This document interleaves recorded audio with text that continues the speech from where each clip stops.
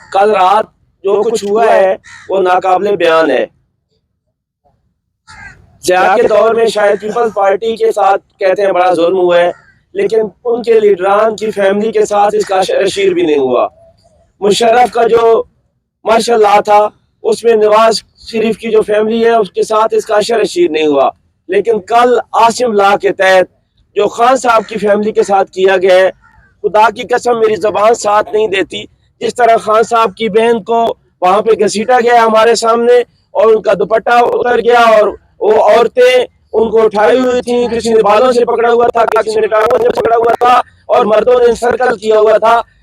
کیا کسی ملک میں، جمہوری ملک میں ایسا بھی ہوتا ہے؟ اس وقت ملک سخت ترین مارشل لا سے گزر رہا ہے، اس میں کوئی دوسری بات نہیں ہے۔ اور جو ہمارے ساتھ ہو رہا ہے، ایک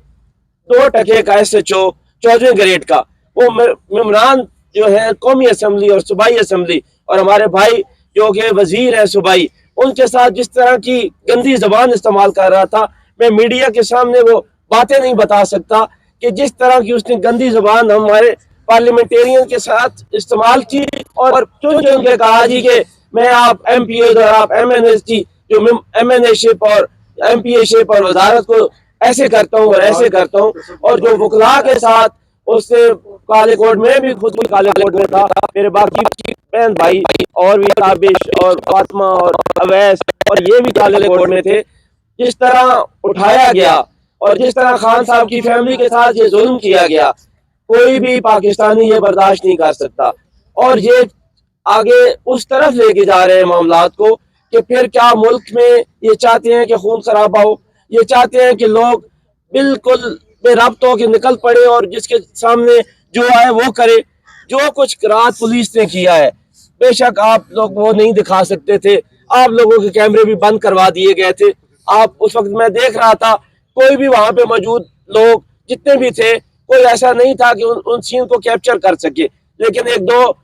ویڈیوز ہیں جس میں خان صاحب کی فیملی کے ساتھ شدید قسم کی مس ہینڈلنگ کی جا رہی تھی۔ کیا کسی جمہوری ملک میں ایسا بھی ہوتا ہے؟ بالکل ایسا نہیں ہوتا۔ ماشاء اللہ اس وقت ملک میں سخت ترین اور کوئی جمہوریت نہیں ہے اگر ممبران پارلیمان، وکلا اور سب سے دنیا کے سب سے بڑے لیڈر کی فیملی محفوظ نہیں ہے اور ان کے ساتھ اس طرح بے ایمانت تشدد کیا جا رہا ہے، تو ہم کیا سمجھیں گے کہ یہ ملک پھر ایسے چلتا رہے گا؟ اور کیا یہ سمجھتے ہیں کہ یہ ملک کو اس جگہ پہ چلا کے کتنا ٹائم اور سروائیو کر سکتے ہیں؟ بے شک کسی کا نوٹیفیکیشن ہونا ہے، لیکن وہ 27ویں ترمیم انہوں نے پاس کروا لی، وہ 28ویں بھی کروا لیں گے، وہ تو ان کی جو مرضی ہے کرواتے جائیں گے، لیکن خان صاحب کو انہوں نے تنہا کیا ہوا ہے۔ ہمیں شدید کنسرن ہے کہ خان صاحب کو انہوں نے قید تنہائی میں رکھا ہوا ہے اور ہمیں کوئی پتہ نہیں ہے خان صاحب کے بارے میں، نہ ان کی فیملی کو، نہ ان کے ورکرز کو، اور کسی شخص کو جو شخص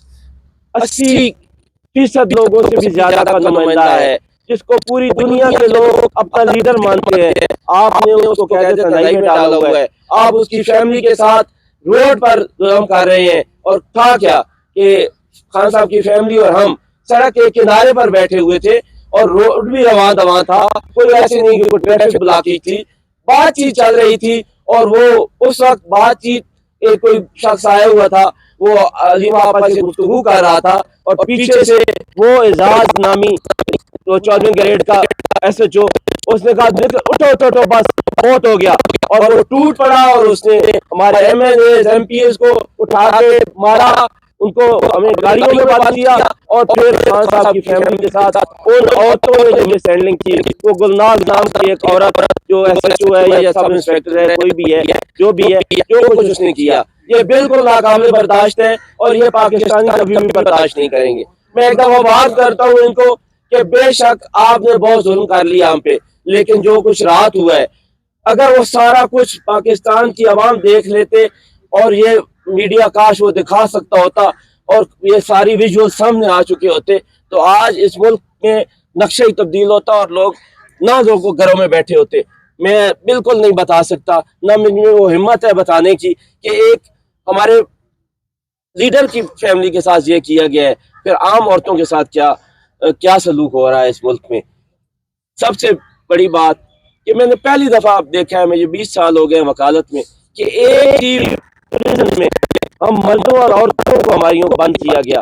कभी भी मैंने इन 20 सालों में नहीं देखा कि एक प्रिजन वैन में मर्द भी हों और औरतें भी हों और उनको जानवरों की तरह बंद किया हो। और जिस तरह वो फातिमा हमारी बहन को मर्दों ने उठा के गाड़ी में डाला, और जिस तरह बाकी ताबिश और नादिया को उठा के डाला गया, और एक और हमारी बहन थी, वो उनका नाम मैं भूल रहा हूँ, जिस तरह उनको उठा के डाल, सायरा, हमारे MPA साहब को जिस तरह डाला गया, अब्दुल सलाम साहब को, ये सारी बातें नाकाबिले बर्दाश्त हैं। मैं एक दफा फिर वार्न करता हूँ मरियम को और मरियम को लाने वालों को कि ये अब हमारा सिचुएशन पॉइंट आ चुका है। अगर आप इन औचित करनों से बाज ना आए तो हम बिल्कुल अब और बर्दाश्त नहीं करेंगे, और बिल्कुल हम एक बहुत बड़ी तहरीक की सूरत में इंशाल्लाह बहुत जल्द निकलेंगे, और ये निज़ाम जो जुल्म और जबर का है इसको बदलेंगे। मौला का फरमान है कि कुफ्र का निज़ाम तो चल सकता है लेकिन जुल्म और जबर का निज़ाम नहीं चल सकता, और इंशाल्लाह ताला ये निज़ाम बहुत जल्द खत्म होने वाला है इंशाल्लाह।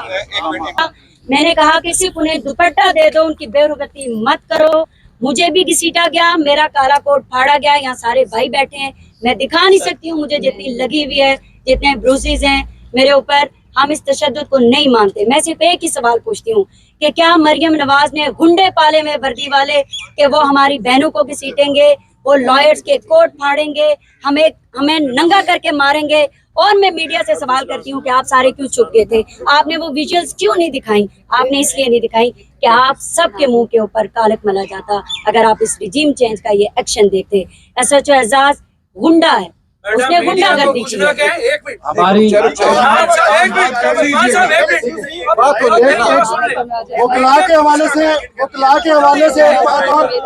वकला को काले कोट को नंगी की डाली नहीं कर उन्होंने।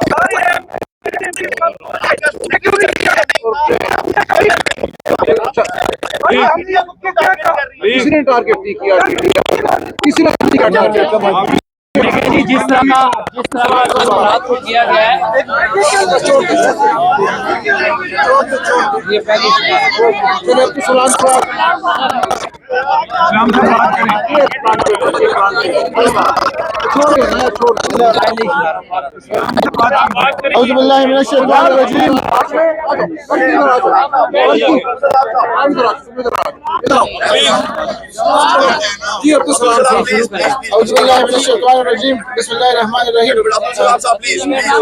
सबसे पहले तो मैं आप सब मीडिया भाइयों का भी शुक्रगुजार हूँ जो यहाँ पर अपना टाइम निकाल के यहाँ आ गए और हमारे मौक़िफ़